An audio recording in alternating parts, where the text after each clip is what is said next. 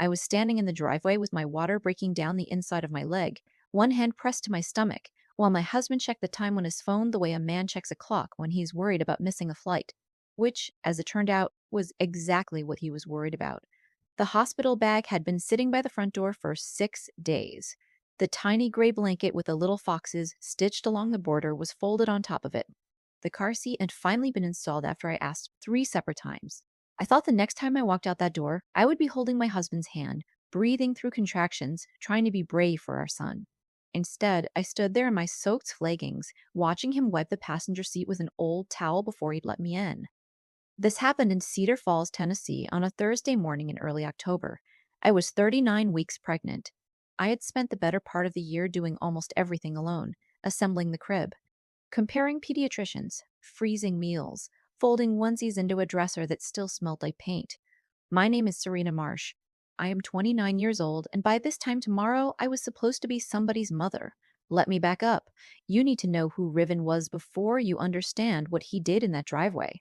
Riven Kessler was a regional sales manager for Ridgeline Outdoor Company that built its whole brand around family. Fathers teaching sons to fish, mothers wrapped in fleece blankets around a fire pit. He was good at his job because he was good at looking like the man in those pictures. At his company's spring banquet, he'd kept his hand on my back all night and told everyone he couldn't wait to be a father. He wasn't lying, exactly. He believed it when he said it. He wasn't always absent. I want to be fair about that because the truth is more useful than the villain version. At my 20-week ultrasound, when the tech pointed out our son's foot, Riven had gone quiet and then cried, right there in the dark little room. He held my hand the whole drive home. That was the man I married. That was the man I kept waiting for. But at home, in the house on Larkspur Lane, the version of Riven that showed up every evening was a different one.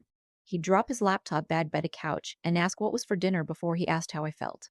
If I told him my back ached, he said everyone's back ached. If I asked him to carry the laundry basket upstairs, he sighed like I'd interrupted something important. I teach 7th grade English at Cedar Falls Middle. I have kept a paper planner since my first year of teaching, a habit my father calls keeping receipts on your own life. I log everything: parent conference notes, lesson plans, doctor's appointments, due dates. It is not a dramatic thing. It is just how my mind stays quiet. My father, Oberon Marsh, drove down from Columbus the week before my due date. Before he left, he pressed a small brass compass into my palm, the one that used to sit on his desk when I was a girl. Keep this in your bag, he said.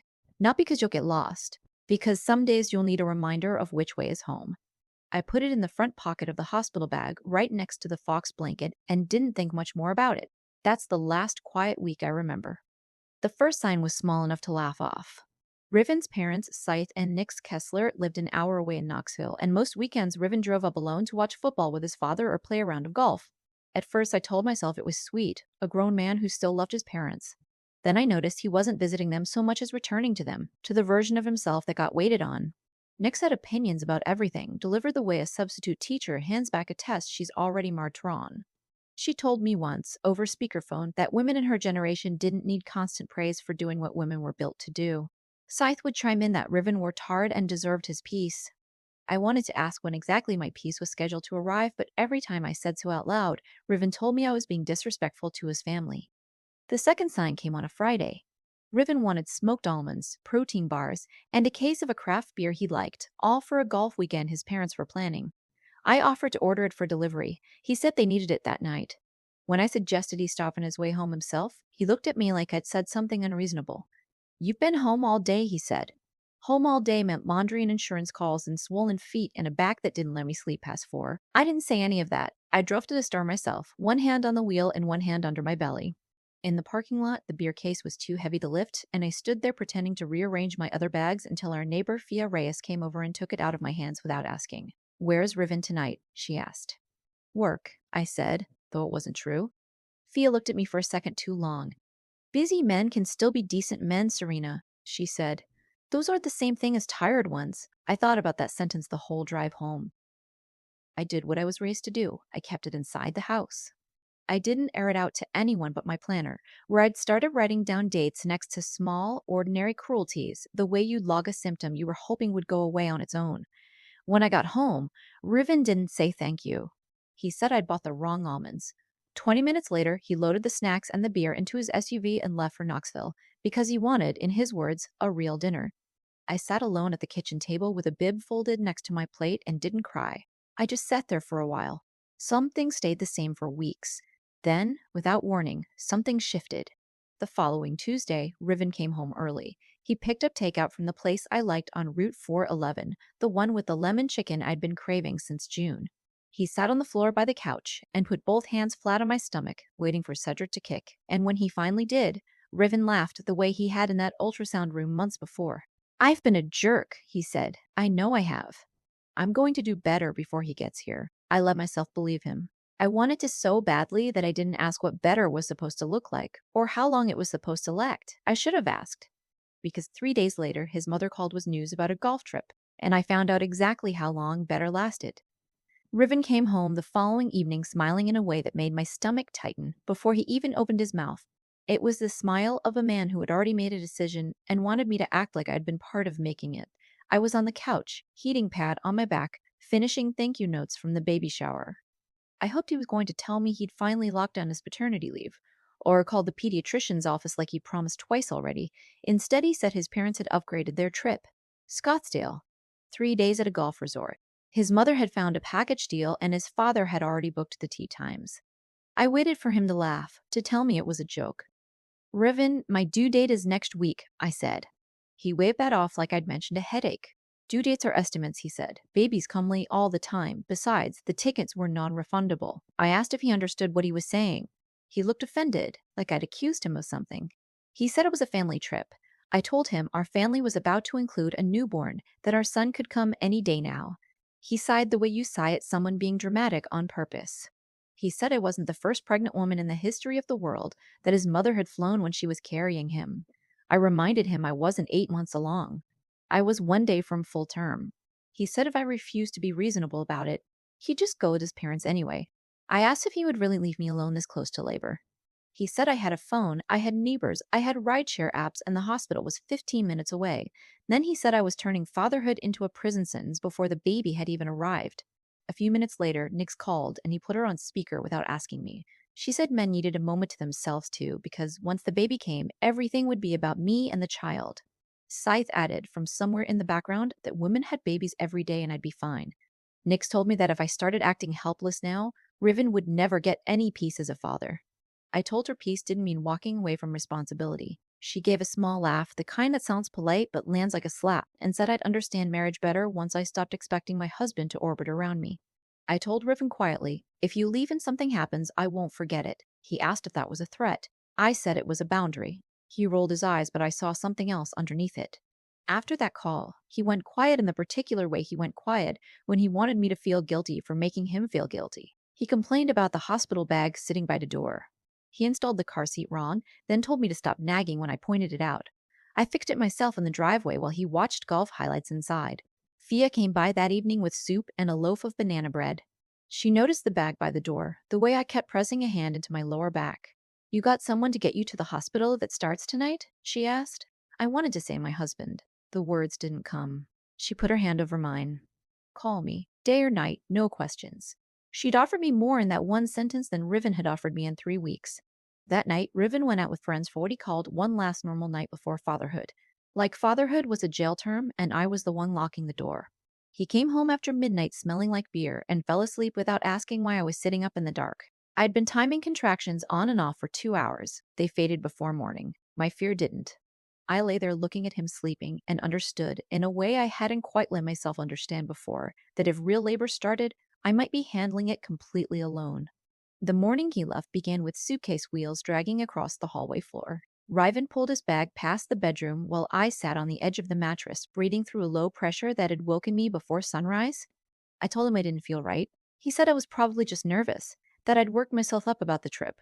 I reminded him my due date was tomorrow. He said he'd be back before dinner if everything went the way it was supposed to. That sentence almost made me laugh. Nothing about this pregnancy had gone the way it was supposed to. But Riven's plan involved golf clubs and airport coffee, and his parents smiling in a resort photo, so apparently that was the only plan that counted. His phone kept buzzing while he packed protein bars into his carry-on. Nix wanted to know if he'd left yet. Scythe wanted to know if he packed his golf glove. I asked him one last time to stay. Not forever, just until our son was safely here. He looked irritated instead of guilty. Serena, I can't live my life around your anxiety, he said. I went quiet. He took that as permission and loaded his suitcase into the SUV. I followed him outside, some foolish part of me still believing that if he saw me standing there, pale and shaking, he'd remember I was his wife. He shut the trunk and checked his watch. I opened my mouth to say his name. Then warmth rushed down my legs. I looked down, fluid spreading across my leggings onto the concrete. My water broke, I whispered. Then louder. Riven, my water broke. I need to go now. For 1 second, he looked afraid. I reached for the passenger door thinking he'd finally choose us. Instead, his eyes dropped to the seat. He grabbed an old towel off the garage shelf and started wiping the edge of the passenger side before I'd even sat down. I told him the baby was coming. He snapped that he knew, told me to stop yelling. I wasn't yelling. I was terrified. His phone buzzed again. He read it and cursed, because his parents were already at the airport. I told him to drive me to Cedar Ridge Regional. 15 minutes, maybe less. He rubbed both hands down his face. Serena, listen to me. You'll be fine. Call a taxi. Call an Uber. The tickets are non-refundable and my parents are waiting. I asked if he was really going to leave his laboring wife standing in the driveway. He said I was making it sound worse than it was. First babies take hours, he said. Hospitals have staff for exactly this. He'd only be standing around uselessly. What do you expect me to do there, he said. Hold your hand while you scream? Something in me went cold and still. I reached for the door handle. He stepped between me and the car.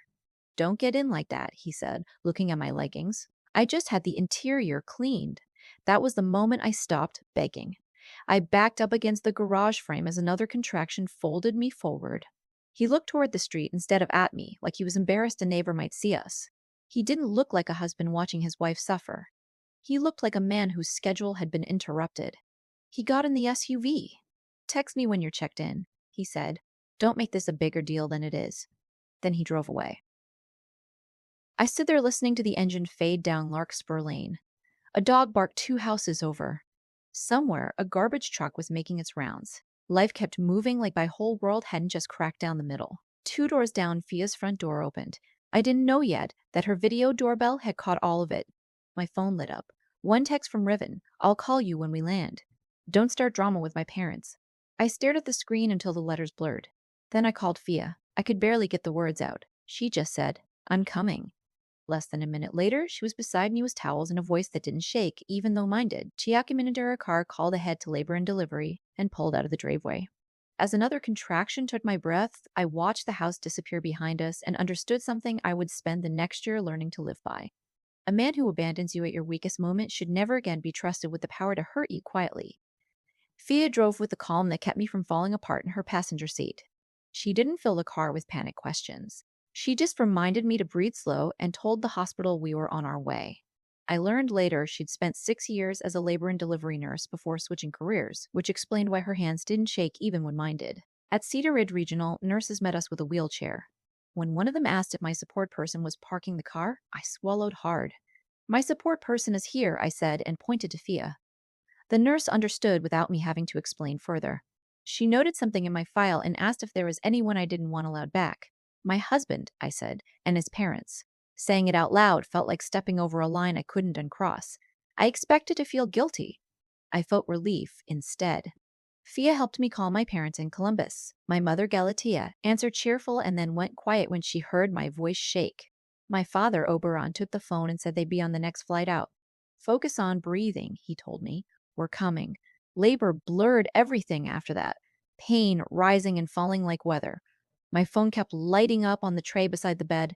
First short updates from Riven. Boarding now. Any update? Don't ignore me. Then his tone shifted. Why is Mom crying? Did you tell someone? What did you do? I didn't answer. My son needed all of me. My parents arrived breathless from the airport while I was still deep in it. My mother cried for exactly 1 second, then became steady for my sake. My father kissed my forehead and looked like a man trying very hard not to break in front of me. Fia stepped back to give them room, but I asked her to stay. She did. Hours later, my son was born screaming and red-faced, furious at the world and the way newborns are. When the nurse laid him on my chest, everything else went quiet. The driveway, the towel, the tickets, all of it disappeared for one long sacred minute. Cedric, I whispered, you're safe. I'd chosen the name months ago without telling Riven, after my father's father, A man who taught me to keep a paper trail on everything that mattered. My mother cried again when she heard it. My father put a hand over his mouth and turned toward the window. They both understood what I was really saying. I wasn't just naming my son, I was choosing which family he belonged to. Once I was moved to recovery, my phone started buzzing again. Riven. Nix. Riven again. My mother asked if I wanted it off. Not yet, I said. When I finally answered, Riven's voice came through fast and high, almost unrecognizable. Serena, what's going on? Why is there a video? Why is everyone messaging me? Did you send something in my company? I waited for one question. Is the baby okay? Are you okay? Where are you? Can I come? It never came. His panic was entirely about himself, his reputation, his vacation falling apart around him. I looked at Cedric sleeping in my mother's arms and said, quietly, Riven, that's the price you pay. Then I hung up. The room went still. My mother looked proud in a sad kind of way. My father nodded once, like something had finally been settled. When Fia came back in, she asked if I was all right. I'm not all right yet, I told her. But I'm done being his wife in every way that matters. That evening, hospital staff confirmed no visitors would be let in without my permission. Riven came anyway, his parents trailing behind him, but security stopped them at the front desk. Nix cried loudly enough to be heard down the hall. Scythe demanded to speak to whoever was in charge. Riven insisted he had rights as the father. None of them made it back to me. A nurse later told my mother that Riven kept repeating there had been a misunderstanding. I almost laughed when I heard that. There was no misunderstanding. There was a driveway, a camera, a laboring woman, and a man who chose a flight instead. I need to tell you about the video before I tell you what it did, because I never asked for any of this to spread the way it did. Fia's doorbell camera faced the street, and it had caught more of the driveway than either of us realized. Riven loading the SUV, my water breaking, the argument, his body blocking me from the passenger seat, the SUV backing out while I stood there, doubled over. The audio was clear enough to catch the one sentence that would follow him everywhere after. Call a taxi or an Uber. The tickets are non-refundable. Fia showed it to my parents first, then to me. Watching it once was enough.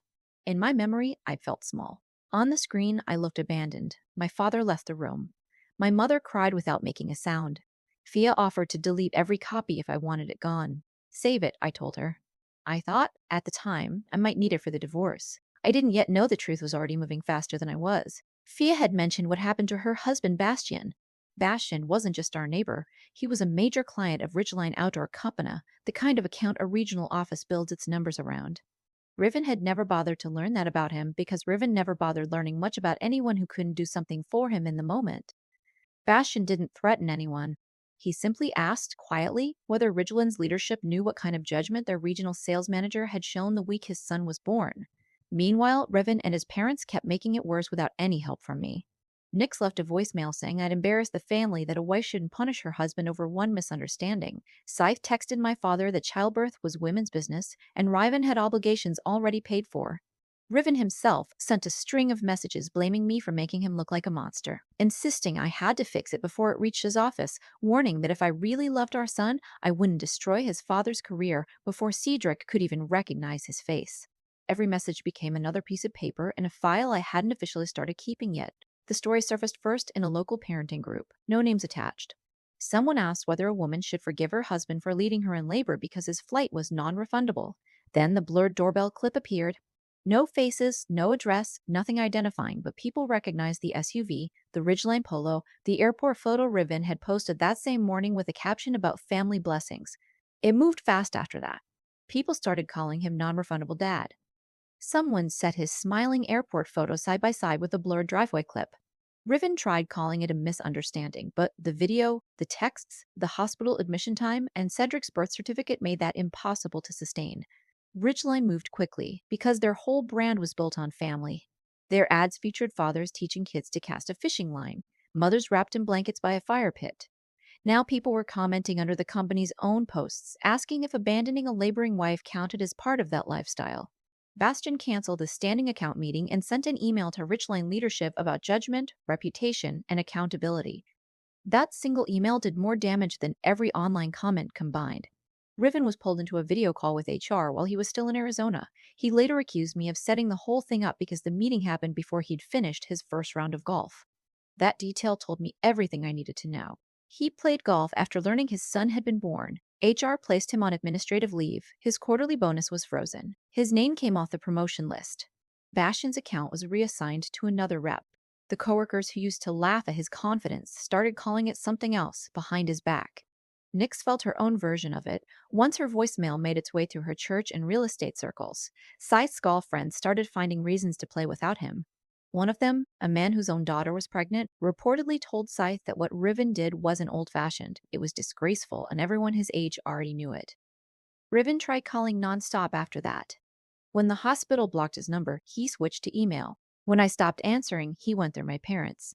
When my father told him all communication would run through a lawyer, Riven finally lost his composure completely, calling me unstable, vindictive, and unfit to make decisions about our own son. My attorney, Odette Franklin, read that message and smiled the kind of smile that isn't really a smile. Men like him are helpful, she said.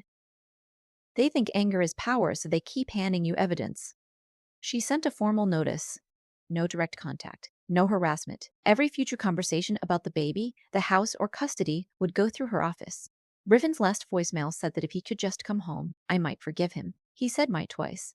I know because I saved it twice. By then, I wasn't chasing anything. It was simply happening because Riven couldn't stop being exactly who he was. I sat with that phone call for 3 weeks before anything with Riven felt truly finished. Then, on a Thursday afternoon, my attorney called with news that finally closed the loop. Odette had filed for separation, primary custody, child support, and a temporary communication order, citing the doorbell footage, the text messages, the voicemails, Scythe's comment about women's business, and Riven's own recorded calls. At first, Riven refused to cooperate. He said marriage problems should stay inside the family. Odette's response was simple. He'd already brought the airport, the internet, his employer, and both sets of parents into it. That stage of privacy was long over. He said he wanted to see Cedric. Odette laid out the terms: supervised visits, parenting classes, communication only through a custody app. Riven called it insulting, then admitted, almost in passing, that he didn't understand why a baby needed a father that early anyway. Odette wrote it down word for word. He requested one call to clear the air. I agreed on the condition that Odette and my parents were present and the call was recorded legally with both of us aware. Riven opened by saying this had gone far enough, that I needed to think about what I was doing to his life. I asked if he wanted to ask about Cedric first. He paused. Then he said, Cedric was a baby, that Cedric didn't know what was happening, but his job did. His parents did. He said Ridgeline had frozen his bonus. Bastian's account had been pulled. His mother was crying and his father couldn't show his face at the club anymore. Your choices have consequences, I said. His voice sharpened. He said I could have just taken a cab and handled it like an adult. My mother gasped quietly across the room. Odette raised one finger, a reminder to stay steady. I did. I told him he'd just confirmed everything I needed to know. He tried to walk it back, said he loved me, said we could start over if I posted something publicly saying the video was misleading. He said a good mother would want her son raised with both parents under one roof. A good mother, I told him, would never teach her son that love means abandoning someone and then demanding to be forgiven for it. I looked down at Cedric asleep against my chest and realized there was grief left in me, but no confusion anymore. I told Riven I wasn't coming home, and I ended the call. After that, his own lawyer pushed him toward settlement, since a courtroom would only surface more of the same evidence. I was awarded primary physical custody. Riven received limited supervised visitation, with room to expand only after parenting classes, counseling, and consistent child support. All communication would run through the custody app. Support was calculated off his prior income, which made him furious in a way that told me he'd never once considered what it actually cost to raise Cedric. The house on Larkspur Lane sold. Debts were split down the middle. I kept Cedric's furniture, my savings, my car, and every document Riven had assumed I was too tired and too pregnant to organize properly. Ridgeline let him go a few months later during a restructuring. The official reason was listed as poor cultural fit and reputational risk. Riven told people I'd cost him his career. But everyone who mattered, Bastian, his old coworkers, even a few of Scythe's golf friends, already knew the truth. No one had made him say the tickets were non-refundable. No one had made him stand between me and the car. No one had made him play golf the same afternoon his son was born. He moved back in with Scythe and Nix into the same house that had taught him men deserved service and women owed silence. His freelance sales work never quite steadied. The golf trips stopped being something to brag about. Nix stopped posting her family quotes online. Scythe stopped telling people he'd raised a strong son. The house that had always been Riven's refuge became the place where all three of them finally had to sit with the consequences they'd once mocked me for warning them about. I moved to Columbus with my parents for Cedric's first year, not because I couldn't manage on my own, but because I wanted to be near people who had shown up the moment it mattered. Fia and Bastian stayed in our lives. Fia visited when Cedric was 3 months old and cried, actually cried, when he wrapped his whole hand around one of her fingers. My parents slowly stopped looking at me with the kind of fear I'd seen in their faces that first week. Little by little, hope came back into their eyes instead. I went back to teaching part time when I was ready, not to prove anything to anyone, but because I wanted Cedric to grow up watching a mother who rebuilt her life with patience instead of noise. Healing wasn't dramatic. It was feeding a baby at 3 in the morning. It was signing paperwork at Odette's office. It was going to counseling and letting my mother help without feeling like I owed her an explanation for needing it. It was learning, slowly, that love without respect was never love to begin with. Here is the thing I wish someone had told me before any of this started. Love does not require you to lay down your own measurements. You are allowed to check. You are allowed to measure twice, even when you want to believe, especially when you want to believe. Because love that cannot survive a second measurement is not love. It is a loan you are never going to get back. The lesson I carry, the one I want people to remember, is this. Character shows itself the moment your need becomes an inconvenience to someone else. Pregnancy, illness, grief, fear, none of those are interruptions to real love. They're the moments real love either steps forward or quietly reveals it was never there. No woman should be taught that endurance is the same thing as loyalty when her safety or her child's future is what's actually at stake. Riven believed I'd forgive almost anything to keep our family whole. He forgot that Cedric became my family the moment he took his first breath. I still keep my father's brass compass on the windowsill above the kitchen sink. I don't need it to find my way anywhere anymore. I keep it because it reminds me which way home actually points, and it was never the direction I thought it was. My grandfather said the truth has weight.